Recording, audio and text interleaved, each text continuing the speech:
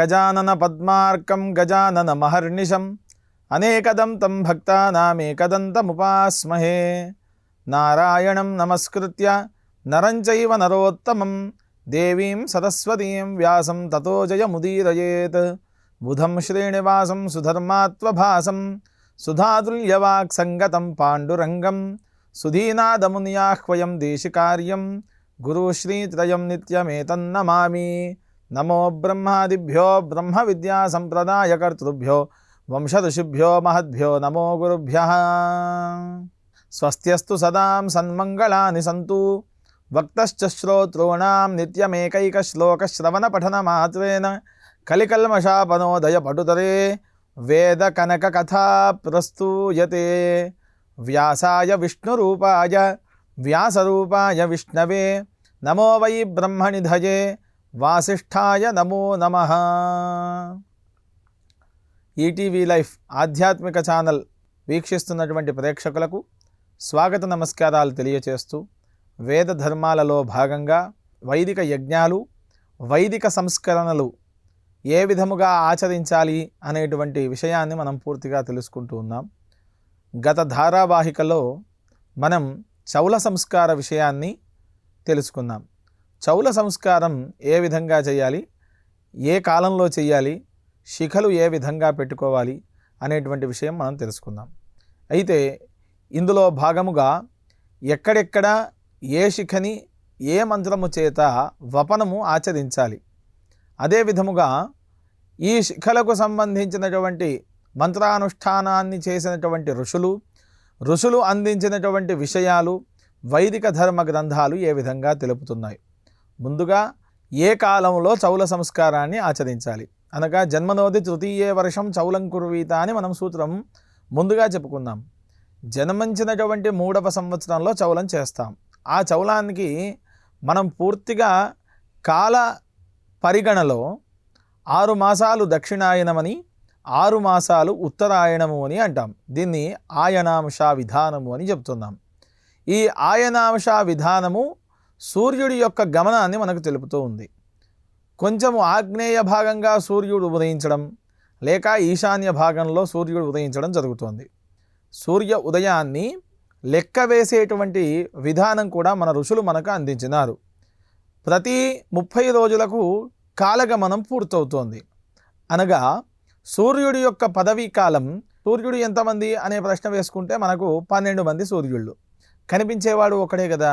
మరి సూర్యుడు 12 మంది ఎలా ఉన్నారు, ద్వాదశాదిత్యులు అని అంటున్నారు అనే ప్రశ్న మనం వేసుకోవచ్చు.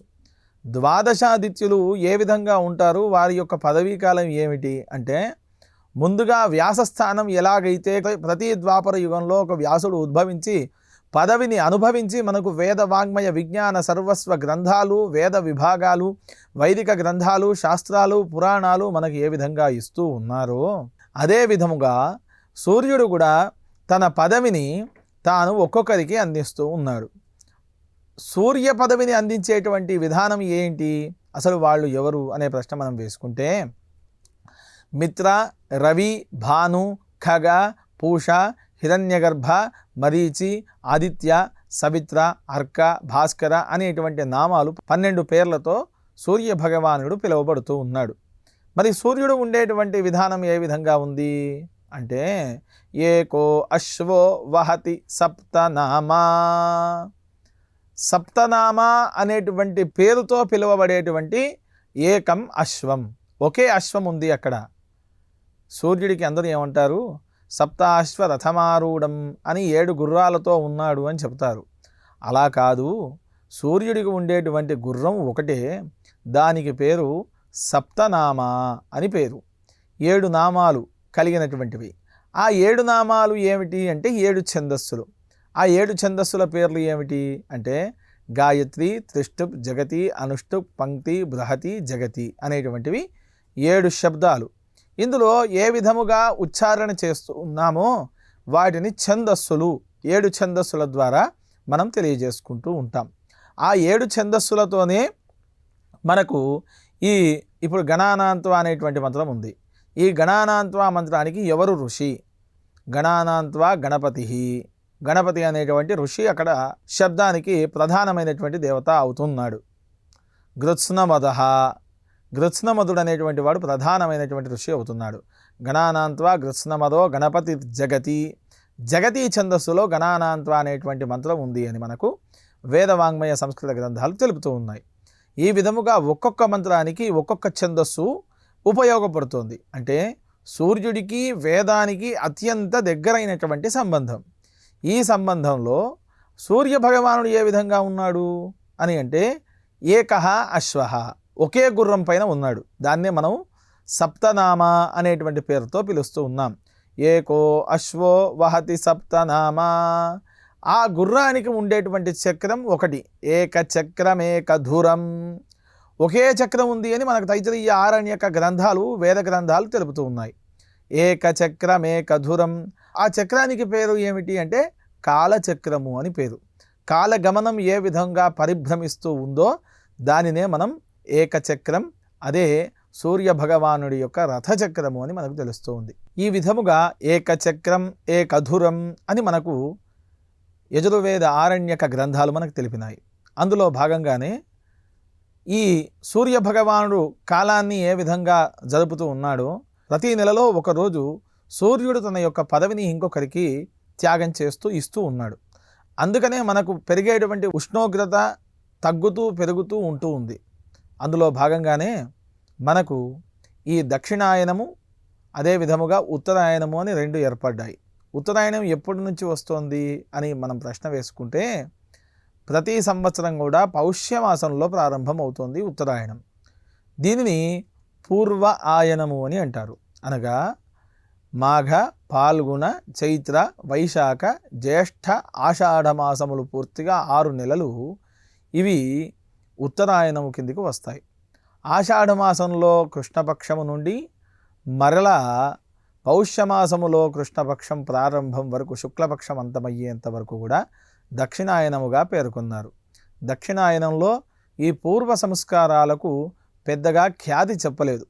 ఉత్తరాయణంలోనే ప్రతి కార్యాన్ని కూడా ఆచరణలో పెట్టాలి అని మనకు వైదిక గ్రంథాలు పెద్దలు మనకు తెలిపినారు. అందుకనే మాఘ పంచకాలు, మాఘమాసం కానీ పాల్గొనము, చైత్ర, వైశాఖ, జ్యేష్ఠములు, వివాహాది క్రియాసర్వే ఏవైతే ఉన్నాయో వీటన్నింటికీ కూడా ముఖ్యమైనటువంటి కాలాలు అని మనకు ఈ ధర్మ గ్రంథాలు, ధర్మశాస్త్ర గ్రంథాలు మనకు తెలిపినాయి. తృతీయే వత్సరం చౌలం కురువీత హ్యుత్తరాయణే అని మనకు సూత్రం. శుక్లపక్షే శుభార్థేతు కృత్వాభ్యుదయకం తతః అని మనకు గ్రంథము ఆపస్తంభీయ ధర్మసూత్రం పేర్కొన్నది. అనగా 3వ సంవత్సరం చౌలం చెయ్యాలి, అందులో ఉత్తరాయణంలో ఆచరించాలి, అందులోనూ చంద్రవృద్ధిలో చేయాలి. చంద్రవృద్ధి అనగా శుక్లపక్షము అని అర్థం. ఈ శుక్లపక్షము కృష్ణపక్షం కూడా 2 విధాలుగా ఏర్పడినది. మనకు మామూలుగా ఇక్కడి నుండి చంద్రమండలం పైన ప్రయోగాత్మకంగా పంపించినటువంటి పరికరాలన్నీ మనకి ఏం తెలుపుతున్నాయి అంటే 14 రోజులు చంద్రమండలం పైన సూర్యోదయం ఉంది, మనకు సూర్యుడు కనిపిస్తున్నాడు అని అంటున్నాం. మనకు 14 రోజులైతే చంద్రమండలంలో 1 రోజు, అనగా శుక్లపక్షం అంతా కూడా చంద్రమండలం పైన పూర్తిగా మనకు వెలుతురు కనబడుతోంది. కృష్ణపక్షంలో ఇక్కడ మనకు చంద్రుడు క్షీణిస్తున్నాడు అంటే అక్కడ రాత్రి కాలము అని మనం అర్థం చేసుకోవాలి. వేదము ఈ సిద్ధాంత లక్షణం అంతా కూడా ముందుగానే పేర్కొన్నది. మనం ఇన్ని పరిశోధనలు చేస్తున్నా వేదంలో ఈ భాగాలన్నీ మనకు ఉన్నాయి అనేటువంటి విషయాలు మనకు ధర్మశాస్త్ర గ్రంథాలు, వేద పురాణ ఇతిహాసములన్నీ పేర్కొన్నాయి అని మనకు వేదసారము ద్వారా మనకు తెలుస్తూ ఉంది. ఈ విధముగా సూర్యుడి యొక్క కాలగమనం ద్వారా ఉత్తరాయణంలో మనం చౌలకర్మను ఆచరించాలి అని మనకు ఈ ధార్మికపరమైనటువంటి విషయాలన్నీ కూడా మనకు తెలుస్తూ ఉన్నాయి. అందులో మనకు ఈ విధముగా కర్మలన్నీ కూడా ఉత్తరాయణంలో ఆచరించాలి అని పూర్వ సంస్కార గాథ లహరి అనేటువంటి గ్రంథం కూడా మనకు పేర్కొన్నది. వరాహ మిహిరుడు ఇచ్చినటువంటి కాలగమన విధానం, కాలము విషయమంతా కూడా వైదిక పరమైనటువంటి వేద గ్రంథములన్నీ మనకు తెలుపుతూ ఉన్నాయి. అందులో ఈ విధముగా ఉష్ణాహ శీతాహ స్వప ఆనీయ, వేడి నీళ్లను చల్లటి నీళ్లను ఒక ప్రాంతంలో చేర్చి ఆ వాయు శబ్దముతో ఆవాహన చేయాలి. అది ఏమి మంత్రం అంటే ఆనో నియుద్భిషతినీభిరధ్వరం సహస్రిణీభిరుపయాహి యజ్ఞం వాయో అస్మిన్ హవిషిమాదయస్వ యూయం పాత స్వస్తిభిః సదా నః అనేటువంటి వాయు శబ్దం, వాయుదేవతాకమైనటువంటి ఈ మంత్రము చేత ఈ ఉష్ణ ఉదకాన్ని శీతోదకాన్ని మిళితం చేయాలి. మిళితం చేసిన తర్వాత 3 దర్భలను తీసుకోవాలి. ఆ దర్భలు ఏ విధంగా ఉండాలి అని అంటే, ఆప ఉందంతి జీవసే దీర్ఘాయుత్వాయ వర్చసే జ్యోక్ష సూర్యం దృశే. చేతిలో దర్భలను ఎవరైతే చౌల కర్మను చేస్తూ ఉన్నారో వారు ఈ దర్భలను చూసి తీసుకుని సూర్య భగవానుని, ప్రత్యక్ష సూర్యుని చూసి నమస్కారం చేయాలి. జ్యోక్ష సూర్యం దృశే. ప్రత్యక్షమైనటువంటి జ్యోతి ఎవరు? మన అజ్ఞానాంధకారాన్ని తొలగించేది అంటే సూర్య భగవానుడు అని అర్థం. ఆ విధంగా సూర్యుడికి నమస్కారం చేసుకున్న తర్వాత నీళ్ల చేత శిర ఉనద్ధి, శిరస్సును పూర్తిగా తడపాలి. ఎక్కడెక్కడ తడపాలి, ఏ విధంగా తడపాలి, ఏ మంత్రముతో తడపాలి అని అంటే ఈ విధముగా చెబుతూ ఉన్నారు. ఏనావపత్సవితాక్షిరేణ సోమస్య రాజ్ఞో వరుణస్య విద్వాన్ తేన బ్రహ్మానోవపతేదమస్యాయుష్మాన్ జరదశ్చర్యథా సదయం.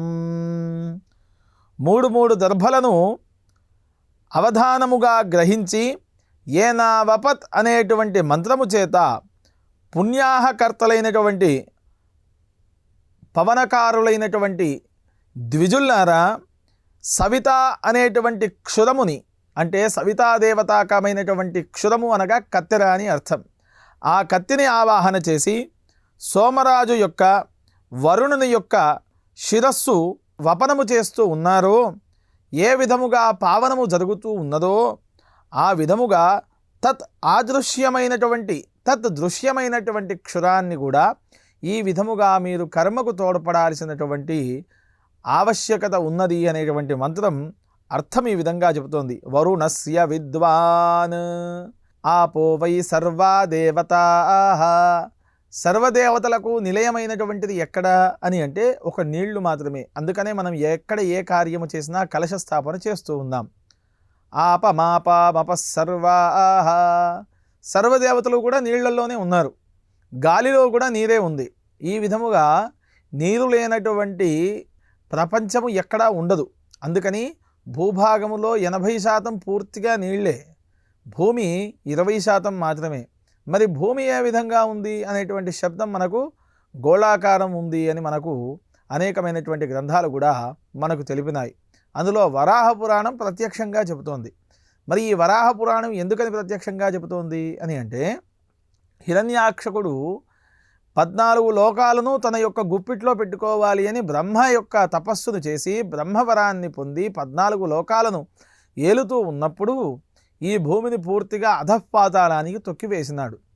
తొక్కివేసినప్పుడు ఈ 330 కోటి దేవతలందరూ కూడా పరమాత్మ అయినటువంటి శేషశయనం పైన పడుకున్నటువంటి విష్ణుమూర్తి దగ్గరికి వెళ్ళి సంకల్పం చేసినారు. సంకల్పం చేసి భూమి ఈ విధముగా భువః సువః అనేటువంటి లోకములన్నీ కూడా పైభాగం, భూమికి కిందగా ఏముంటాయి అంటే అతల, వితల, సుతల, తలాతల, రసాతల, మహాతల, పాతాళం అనేటువంటి లోకాలు ఉన్నాయి. ఈ విధముగా భూమి పూర్తిగా కూడా కింది భాగానికి వెళ్ళిపోతోంది. కావున పరమాత్మ మీరే ఈ భూమిని రక్షించాల్సినటువంటి ఆవశ్యకత ఉన్నది అని మనకు ఈ వరాహ మహాపురాణానికి ప్రారంభంగా చెప్పబడినది. చెప్పినప్పుడు పరమాత్మ వరాహస్వామి అవతారాన్ని ఎత్తినాడు. ఆ వరాహ అవతారాన్ని ఎత్తి అతలలోకము కిందికి మహాతలలోకం, రసాతలలోకం దాటుతూ ఉండగా భూమిని తన యొక్క పంటి యందు మోసి పైకి తీసుకొని వచ్చినాడు. ఆ భూమికి ఆ తర్వాత వరాహస్వామికి మధ్య జరిగినటువంటి సంభాషణనే మనకు వరాహ పురాణముగా ఉన్నది అని మనకు ఆ పురాణాన్ని చదివితే మనకు తెలుస్తూ ఉంది. ఆ వరాహ పురాణంలో భూమి గుండ్రంగా ఉన్నది, గుండ్రముగా ఉన్నటువంటి భూమిని పూర్తిగా వరాహస్వామి తన యొక్క ముక్కుపైన మోస్తూ వచ్చినాడు. అందుకని వారిద్దరి మధ్య సంభాషణ జరుగుతూ ఉంది అని మనకు వ్యాసుడు అందించినటువంటి వరాహ పురాణము ద్వారా మనం తెలుసుకోవచ్చు. ఈ విధముగా ముందుగా కత్తెరని ఆ వరాహము యొక్క పన్ను ద్వారానే కత్తిరించేటువంటి వాళ్ళు. ఎందుకనగా అంటే క్షురము పూర్తిగా కూడా విష్ణుదేవతాకమైనటువంటి శబ్దముతో క్షురము చేయాలి. ఈ విధముగా ఆ ఏదైతే అడవి వరాహం ఉందో ఆ వరాహం యొక్క కొమ్ము దంతము ద్వారా ఈ క్షురాన్ని ఆచరించాలి. యత్ క్షురేణ మర్చయత సుపేషసా వప్తావపసికేశాన్ శుంధిశిరోమాస్యాయుః ప్రమోషీ ఉప్త్వా యకేశానువరుణస్య రాజ్ఞో బృహస్పతిः సవితా సోమో అగ్నిః తేభ్యో నిధానం బహుదాన్వ విందన్నంతరా ద్యావా పృథివీ అపస్సువః. ఈ ద్యావా పృథివీ అపహ అనేటువంటి శబ్దముల ద్వారా క్షురాన్ని అభిమంత్రణ చెయ్యాలి అని చెప్పినారు. ఆచార్య దర్భమిశ్రాంతాన్ కేశాన్ మాత్రే ప్రదద్యాత్ స్త్రీన్ దర్భానాదాయ పూర్వవతోంతర్ధాయ. 3 దర్భల యొక్క అగ్రాలను పైభాగానికి ఆకాశం చూస్తున్నటువంటి విధానముగా ముందుగా తిరహ చాక్షురేణ పూర్వకేశాను వాపయిత్వా.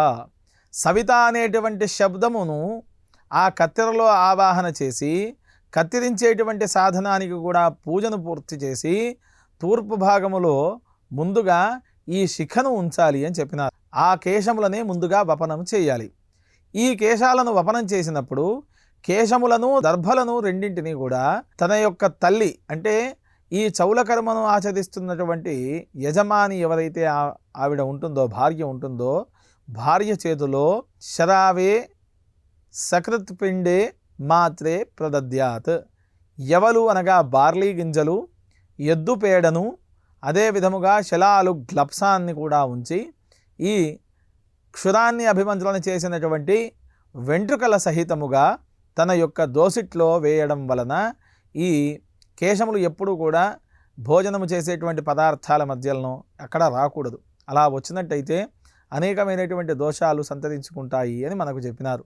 ఈ విధముగా ఎందుకని అంటే చేసినటువంటి పాపములన్నీ కూడా కేశములలోనే ఉంటాయి. అందుకని కేశవపనాన్ని చాలా జాగ్రత్తగా ఆచరించాలి. అందులో మొదటి వపనం తల్లి గర్భములో ఉన్నప్పుడు తల్లి ఆచరించేటువంటి ఆచరణల ద్వారా మాత్రమే శిశువు బయట తన యొక్క జ్ఞాన వృద్ధిని అందించగలుగుతాడు. ఒకవేళ తల్లి కానీ తండ్రి కానీ వారి యొక్క మనస్సులో ఎలాంటి క్రూరమైనటువంటి ఆలోచనలు ఉంటాయో పుట్టినటువంటి శిశువు కూడా ఆ క్రూరమైనటువంటి విధానముగానే ఉంటాడు అని మనకు పెద్దలు మహాభారతంలో అందించినారు. అందువలనే ధృతరాష్ట్రుడికి కళ్ళు లేవని, పాండురాజు తెల్లగా ఉన్నాడు అని, అదే విధముగా విదురుడు తెలివితో ఉన్నాడు అని మనకు అనేకమైనటువంటి గ్రంథాలు మనకు తెలిపినాయి. మహాభారతం అంతా కూడా ఒక గొప్ప మహత్వము, కవిత్వము, భారవత్వము కలిగినటువంటి గొప్పదైనటువంటి గ్రంథముగా మనకు వేదముతో సమానమైంది. వేదార్థమంతా కూడా మహాభారతంలో ఉంది అని మనకు చెప్పినారు. అనేకమైనటువంటి నిగూఢమైనటువంటి రహస్యాలు దాన్ని కూడా వేదాన్ని అన్వయించి మనం మహాభారతంలో వచ్చేటువంటి అంశాలను కూడా మనం తెలుసుకుంటూ ఉందాం. 8845 నిగూఢ అర్థం కలిగినటువంటి శ్లోకాలు ఉన్నాయి మహాభారతంలో అని మనకు చెప్పినారు. అవి ఏ విధంగా అని అంటే మిత్రాని సఖ్య పశవశ్చ వృక్షవు స్పృష్టాశ్చ దృష్టాశ్చ కృతోపకారా. ఈరోజు మనకు ఒక వ్యక్తి సంబంధం లేకుండా పరిచయం అవుతూ ఉన్నాడు. సంబంధమైనటువంటి వ్యక్తితో మనము అనేకముగా మాట్లాడుతూ ఉన్నాం. ఇంత ప్రేమగా మాట్లాడడానికి అర్థం ఏమిటి, వారు ఎలాంటి వారు అనే ప్రశ్న మనం వేసుకుంటే మిత్రాని సఖ్య పశవశ్చ వృక్షవు, మిత్రులు కావచ్చు, సఖులు కావచ్చు, పశువులు కావచ్చు, వృక్షాలు కావచ్చు, వీళ్ళంతా జన్మాంతరే ఏ మమ సంగతాశ్చ, పూర్వజన్మలో ఏ సాంగత్యంతోనో మనతో సంబంధం ఉండి ఉంటుంది. కావున ఈ పరిచయం ఈరోజు నేటికి మనతో వృద్ధి అవుతోంది అని మనకు మహాభారతాది గ్రంథాలు తెలిపినాయి. అందుకని ఈ వేదవాంగ్మయంలో అనేకమైనటువంటి మంత్రార్థ రహస్యాలు శ్లోక రూపకంగా మనకు మహాభారతం కూడా అందించింది. పూషా దేవతలు, బృహతీ దేవతలు, అగ్ని, ఇంద్రుడు వీళ్ళందరూ కూడా పూర్వభాగములో వపనం చేయడానికి ఆ కేశములను తీసుకొని తల్లి చేతిలో వేయడానికి గాను ఈ మంత్రములను చెప్పి మనము మొదటి వెంట్రుకలను కత్తిరించాలి. కత్తిరించిన స్థానంలో మళ్ళీ వేడి నీళ్లను చల్లనీళ్లను పెట్టి ఉపస్పృశ్య చేతులు కూడా కడుక్కోవాలి. ఆ తరువాత మంత్రం పునఃస్త్రీగస్త్రీన్ దర్భాణాదాయ దక్షిణతోంతర్ధాయ, దక్షిణ భాగానికి కూడా ఇదే విధముగా మంత్రములను చెప్పి ఏ నావపత్సవితాక్షురేణ సోమస్య రాజ్ఞో వరుణస్య విద్వాన్ తేన బ్రహ్మాణోపపతేదమస్యాయుష్మాంజలదశ్చర్యథా సదయం అనేటువంటి మంత్రము చేత దక్షిణ దిగ్భాగంలో ఉండేటువంటి కేశములను వపనము చేయాలి. ఆ తర్వాత పశ్చిమ భాగం తిరశ్చాక్షురేణ పశ్చిమ కేశాన్ వాపయిత్వా ఉపస్పృశ్య దర్భమిశ్రాంతాన్ కేశాన్ మాత్రే ప్రదాయ ఏన భూయశ్చరాత్యయం జోక్చ పశ్యాతి సూర్యం తేనాస్యాయుషేవ పశౌ శ్లోక్యాయ స్వస్తయే అనేటువంటి మంత్రము చేత పశ్చిమ దిగ్భాగంలో ఇక్కడ సూర్యదేవతాకమైనటువంటి శబ్దముతో ఈ పశ్చిమ కేశములను వపనము చేయాలి అని మనకు చెప్పినారు. ఇందులో తిరశ్చాక్షురేణ పశ్చిమ కేశాన్ వాపయిత్వ, ఈ పశ్చిమం నుండి తీసినటువంటి కేశములను కూడా తాన్ మాత్రే ప్రదద్యాత్, తల్లి యొక్క చేతిలో వేయాలి అని చెప్పేస్తున్నారు. ఆ తర్వాత ఏన భూయశ్చరా, ఉత్తర కేశములు ఉత్తర భాగానికి అనగా పూర్వము శిరస్సు పైన నుదురు పైన వచ్చేటువంటి భాగం మొదటిది, కుడి చెవు పైన ఉండేటువంటి భాగం దక్షిణ దిగ్భాగం అది రెండవది, ఆ తర్వాత మెడపైన ఉన్నటువంటి భాగం నాలుగవది, ఎడమ చెవి పైన ఉండేటువంటి భాగం ఐదవది. ఈ విధముగా కేశములను 5 భాగములుగా తీయాలి. పరిహిర్వేద శిఖాహృదయం అని మనకు తైత్తిరీయ ఆరణ్యకం చెప్పింది. అంటే వేదములకు శిఖనే ప్రమాణం. శిఖ లేకుండా వేదాధ్యయనము అధ్యాపనము రెండూ కూడా పనికిరావు. ఈ అధ్యయనాధ్యాపన చెయ్యాలి అంటే ఈ చౌల కర్మను ఆచరించాలి. చౌల కర్మను ఆచరించకపోతే అధ్యయనం పనికిరాదు అని మనకు వేద ప్రమాణం చెబుతూ ఉంది. ఈ విధముగా 4 భాగములలో దర్భలను ఊర్ధ్వాగ్రముగా పెట్టి అక్కడ క్షురాన్ని తీసిన తర్వాత ప్రధానమైనటువంటి శిఖ, ఈ శిఖ ఎక్కడ ఉంటుంది అని అంటే శిరస్సుకు మధ్య భాగంలో ఉంటుంది.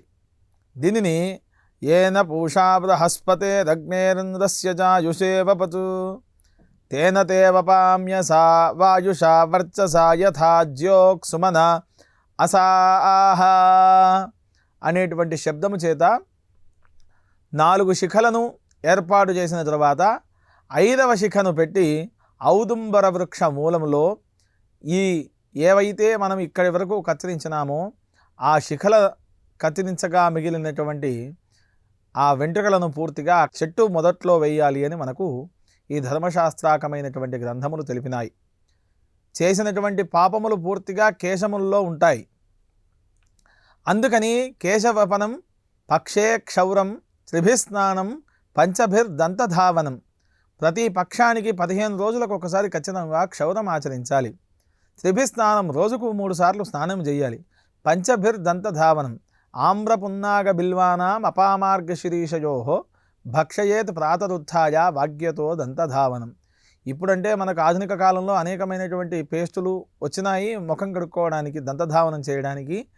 ఈ విధముగా ఔషధాకమైనటువంటి పుల్లల చేత పళ్ళు తోముకోవాలి అని కూడా మనకు వైదికపరమైనటువంటి వేదార్థ గ్రంథములన్నీ కూడా మనకు తెలిపినాయి. చౌల కర్మ ఈ విధముగా క్షురవపనం అయిన తర్వాత అబ్బాయికి ఇంద్రుని యొక్క ఆజ్ఞ చేత అక్కడ ఉండేటువంటి శిశువుకి చెవులు కుట్టించడం అనేటువంటి కర్మను కూడా మనకు పెద్దలు ఏర్పాటు చేసినారు. చెవులను కుట్టించడం వలన అంటే పోగులను ధరించడం వలన మేధాజననం జరుగుతోంది అని మనకు తెలుస్తూ ఉంది. ఈ విధముగా చౌల కర్మను ఆచరించడం ద్వారా ఇప్పుడు పూర్తిగా మనం, ఎందుకంటే ఈ వైదిక కర్మలను విస్మరిస్తూ ఉన్నాం, కొంతమంది తెలుసుకొని చేస్తూ ఉన్నారు. ఈ విధముగా 3 సంవత్సరములకు చౌల కర్మను ఆచరించి ఏ విధముగానైతే వైదిక జీవనాన్ని ఆచరణలో పెట్టుకోవాలి అనేటువంటి విషయాలు పూర్తిగా మనకు వేదార్థముగా వైదిక గ్రంథములన్నీ కూడా తెలుపుతూ ఉన్నాయి. ఈ కర్మలను అదే విధముగా వచ్చేటువంటి ధారావాహికలో మనం ఉపనయనము గురించి, ఆ తర్వాత వివాహము, స్నాతక వ్రతములు, వేద వ్రతములు, వాటి యొక్క మంత్రముల యొక్క అర్థములు, మనము పరమాత్మ మనకు వేదాన్ని అందించి వేదార్థాలను ఏ విధంగా ఇస్తున్నాడో మనం తెలుసుకుంటూ ఉన్నాం.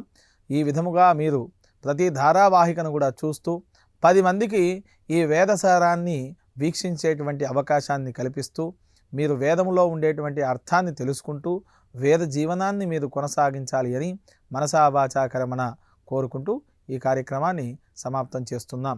స్వస్తి ప్రజాభ్య పరిపాలయంతాం న్యాయేన మార్గేణ మహిమహీషాః గోబ్రాహ్మణేభ్యః శుభమస్తు నిత్యం. లోకాః సమస్తాః సుఖినో భవంతు.